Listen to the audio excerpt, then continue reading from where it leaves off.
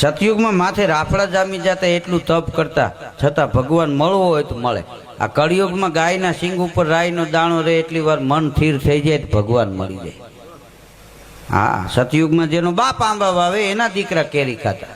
કારણ કે આંબો વાવ્યો એમાં કેરી આવે તો વાવવા વાળો ગુજરી ગયો ને હરાજમાં પડી ગયો હોય, એટલા વર્ષે કેરી આવતી. અત્યારે તમે જુઓ, કલમમાં જ કેરી ટીંગાય. દિવસના 12 વાગે વાવો, 7 વાગે અહીં જે રહના હબડકા મારો. કળિયુગ એટલે આઈસી બેંક. હા, અમરેલી ને બેંકમાં રૂપિયા હોય ને દિલ્હી જઈને કાર્ડ ભરો ત્યાં ખુકુર ખુકુર ખુકુર ખુકુર ખુકુર ખુકુર ફાટ ભરાય. હા, તાત્કાલ આ અહીંયા ધર્મનું કામ થાય છે.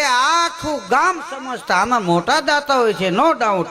આ ડોંડા પરિવારને, રાખોલિયા પરિવારને, લુખી પરિવારને આમાં મોટા દાતા હોય છે.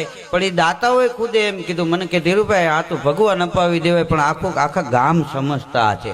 એટલે આમાં જેને આપ્યું છે ને એ વાવ્યું છે, વાવે ત્યાં ઉગે એને કોઈ ન પૂગે.